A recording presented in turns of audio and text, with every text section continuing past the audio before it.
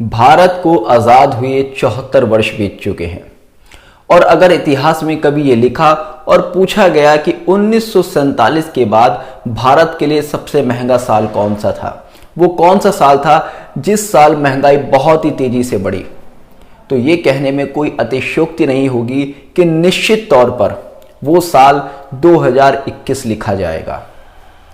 2021 एक ऐसा वर्ष है जिस वर्ष महंगाई ने पिछले सारे रिकॉर्ड तोड़ दिए हैं। आम आदमी महंगाई से त्रस्त होकर त्राहिमाम करने लगा है। ऐसा कौन सा सेक्टर है जिसमें कि 2021 में महंगाई नहीं आई है? महंगाई ठीक है, समय के साथ वस्तुओं के मूल्य बढ़ना, महंगाई आना एक सामान्य बात है, किंतु वर्ष 2021 में महंगाई 10, 5 या 15% नहीं आई है, बल्कि कुछ सेक्टर्स में तो महंगाई 100% तक आई है। दुगने तक कुछ सेक्टर्स में चीजों के दाम हो गए हैं।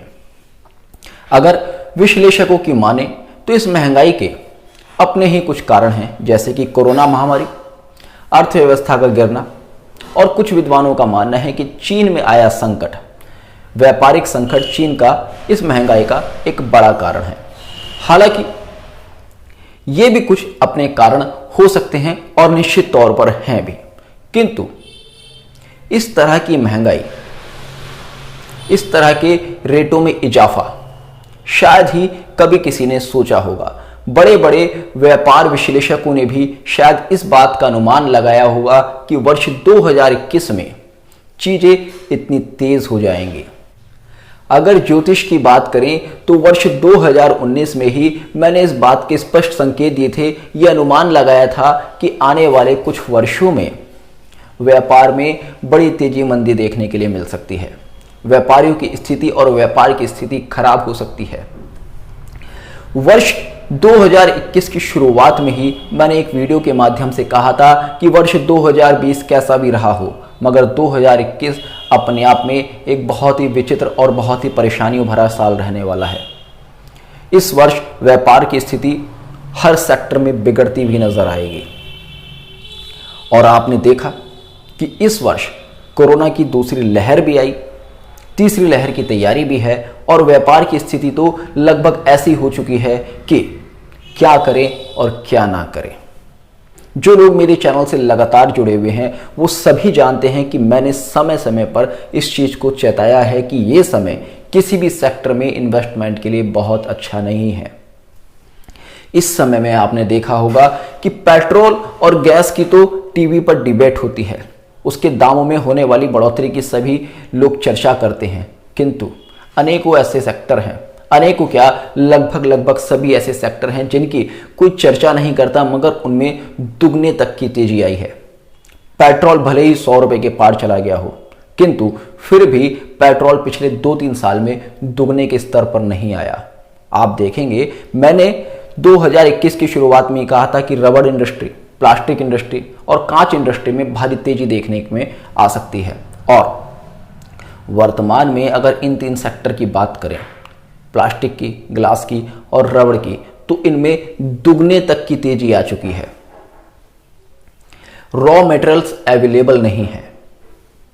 यही नहीं, सीमेंट, लोहा, स्टील, एल्युमिनियम, तांबा, पीतल, खाने पीने की हर चीज, हर सेक्टर में बहुत ही भारी तेजी आ चुकी है। और यह कहने में भी कोई शर्म नहीं, कोई संकोच नहीं कि किसी भी चीज की कीमतों को कंट्रोल करने में वर्तमान सरकार पूरी तरह से असक्षम नजर आती है।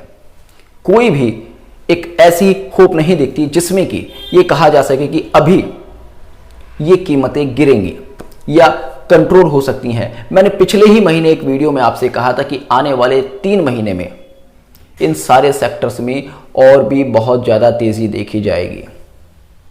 वर्ष 2020 में ही मैंने आपसे कहा था कि शनि का मकर राशि गोचर सरकार की कुछ नीतियां इस तरह की लाएगा जो कि लेबर लॉ को स्ट्रांग कर सकता है, किंतु वहीं पर कंस्ट्रक्शन और रियल एस्टेट जैसे फील्ड्स में बहुत ज़्यादा परेशानियां खड़ी हो सकती हैं। और कुछ विश्लेषकों का मानना है कि वर्तमान सरकार की कुछ उत्पादन नीति इस तरह की हैं जिस वजह से भी इस महंगाई पर असर पड़ा है, जिस वजह से भी महंगाई बहुत ऊपर गई है। खैर, ये तो सरकार की बातें हैं, ये सरकार जाने, हम इस बारे में सोचने और समझने के लिए सक्षम है नहीं। हम तो ये भी नहीं कह सकते कि गत वर्ष प्रधानमंत्री जी द्वारा दिया गया 20 लाख करोड़ का जो पैकेज था उसका क्या हुआ, किस सेक्टर में किसको फायदा हुआ। हमें इस बारे में कोई जानकारी है नहीं, हमें कुछ ऐसा दिखता नहीं है जहां पर कि 20 लाख करोड़ का ये जो इन्वेस्टमेंट किया गया था इसका कहीं कुछ फायदा सामान्य स्तर पर दिख रहा हो। खैर, आप और मैं ये सब सोचने समझने के लिए बहुत ही ज़्यादा सक्षम नहीं है। खैर, आज के एक मेन मुद्दे के ऊपर बात करते हैं जो कि ज्योतिषीय दृष्टिकोण से बहुत ही स्पष्ट रूप से मुझे दिख रहा है और मैं ऐसा अनुमान पहले भी व्यक्त कर चुका हूं कि आने वाले 3 सालों के अंदर ये महंगाई तो छोड़िएगा, एक बड़े अर्थव्यवस्था के स्कैम की तरफ दुनिया बढ़ती जा रही है। मैं सभी को चेताना चाहूंगा जो कि स्टॉक मार्केट में इन्वेस्टमेंट करते हैं, रियल एस्टेट में इन्वेस्टमेंट करते हैं या अलग अलग जगह पर पैसा लगाते हैं, वो सभी बहुत ही सोच समझकर अपना पैसा लगाएं। हो सकता है कि आने वाले 3 साल के अंदर 2024-2025 तक अर्थव्यवस्था, दुनिया भर की अर्थव्यवस्था, मैं ये केवल भारत के लिए नहीं कह रहा हूं, दुनिया भर की अर्थव्यवस्था, दुनिया भर के मार्केट्स में एक बड़ा घोटाला या एक बड़ी अराजकता, एक बड़ा स्कैम सामने आ सकता है जो कि निश्चित तौर पर दुनिया भर की बैंकिंग व्यवस्था पर, मार्केट्स पर एक बहुत बड़ा असर डालने वाला है। और शायद ये इतिहास का एक सबसे बड़ा घोटाला, अब तक के इतिहास का सबसे बड़ा घोटाला या सबसे बड़ी फेलियर साबित होने के कगार पर भी आ सकता है। ये ज्योतिषीय अनुमान मैं बहुत ही कैलकुलेशन के साथ आपके साथ शेयर कर रहा हूं और इसके पीछे के क्या लॉजिक्स हैं ये आने वाले समय में, आने वाली वीडियोस में भी मैं आपके साथ शेयर करूंगा, क्योंकि मैं हमेशा कहता हूं कि जब तक लॉजिक नहीं है एस्ट्रोलॉजी के स्टूडेंट्स को एस्ट्रोलॉजी पढ़नी चाहिए ही नहीं। ये मैंने बहुत ही कैलकुलेशन के बाद निकाला है और अगर ऐसा होता है तो निश्चित तौर पर भारत सहित पूरी दुनिया पर एक बड़ा आर्थिक संकट आ सकता है। तो आप अगर कोई भी इन्वेस्टमेंट करते हैं आने वाले 2-3 साल में तो सभी चीज़ों को देख समझकर कीजिएगा।